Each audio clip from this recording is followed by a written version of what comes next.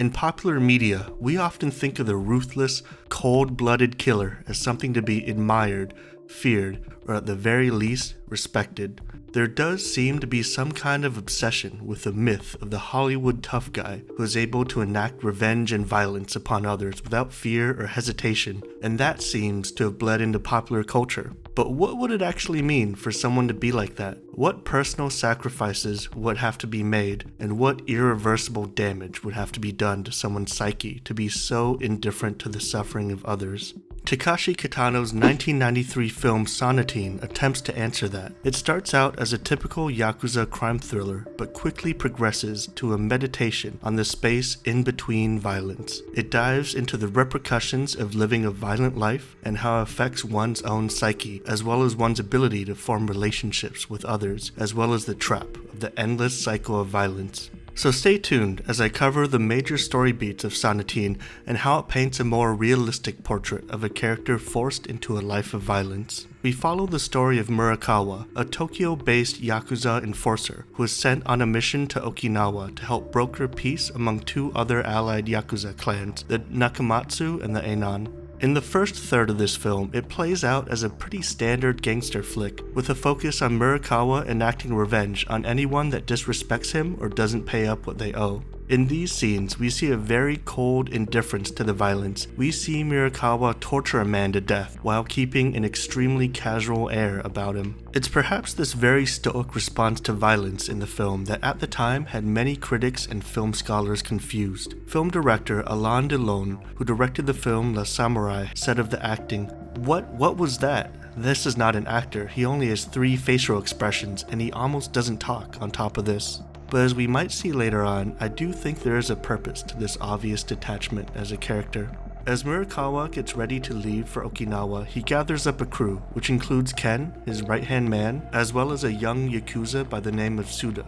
Murakawa shows a subtle concern for Suda. In a previous scene, he asks him why he's still in Tokyo and hasn't escaped to the countryside yet, and again shows some concern when he finds out that he will be one of the members going on this Okinawa mission. As Nakamatsu clan members arrive in Tokyo, a dispute forms between the two groups, which leads to one of Murakawa's men stabbing one of the Nakamatsu clan members. And this happens a couple times in the film, but the next day they kinda just sit on the bus and pretend like nothing happened. The Tokyo clan member offering ice cream to this person and getting a response, I can't take this because my stomach still hurts too much from you stabbing me the other day. It's a pretty funny scene, but also shows how much of a taken for granted part of life violence is for these people.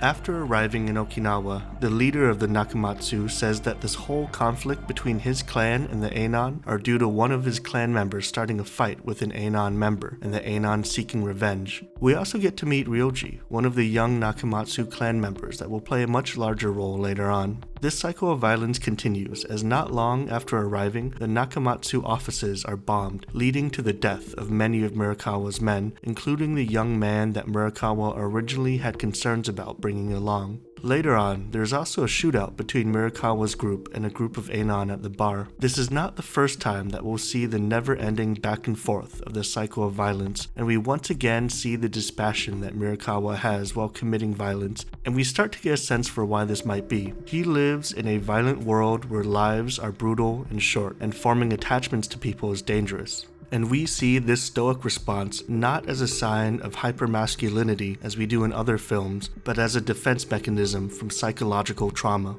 As we watch the characters bury the corpse of one of the men who were shot in the bar shootout against a painted dark orange sunset, the scene that immediately follows puts us against a bright blue backdrop of the sky and is really jarring from what we just saw, but there's a certain hopefulness in the air. Murakawa and his men go lie low for a while, going to a beach house belonging to Ryoji's family members, and it's at this point that the film takes a sharp left turn. It almost turns into something akin to like an anime beach episode, and I mean that in the best way possible. Temporarily free from the responsibilities of being a yakuza, we see these men start to loosen up a bit, and we see them start to smile and have fun, playing childhood games with one another and forming a real connection. Especially notable is the connection between Ken and Ryoji, which had started to form in Okinawa but really blossoms in this part of the film. Just look at how different these characters look in this part of the film compared to the beginning. It's really night and day. There is a certain whimsical nature to these scenes, with the characters acting more like young boys rather than cold-blooded men. I think it makes us speculate what kind of upbringing these characters had, if they ever really had the chance to experience a true childhood, or if they were forced to grow up too fast into a life of violence.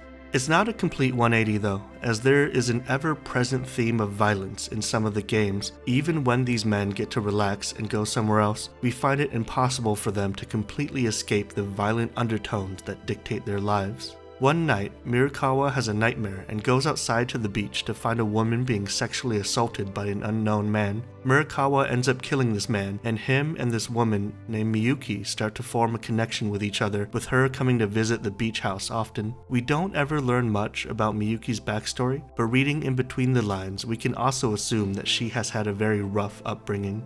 There's a pivotal scene where the two of them are fishing on a beach, and Miyuki says that it's so cool that Mirakawa is this tough guy who's not afraid of dying. Mirakawa responds by saying that he's not actually a tough guy, and that he carries a gun with him all the time because he's scared, and always tries to shoot first in a shootout because he actually is afraid of dying, and that his life is a life of constant fear. This is probably the most important scene in the film, as it really explains Mirakawa's psychology. The two of them start to form a really beautiful connection, and we see some other genuine friendships form between the cast of characters as they start to live out perhaps their happiest days. The leader of the Nakamatsu is on the verge of a peace agreement with the Anon, but this requires the Nakamatsu to disband. The old clan leader is considering it, thinking about retiring soon now that he has a child on the way, in some ways mirroring Mirakawa at the beginning of the film, who is also thinking of retiring. And we see what finally might be a peaceful life for Mirakawa, retired and maybe living a peaceful life with Miyuki.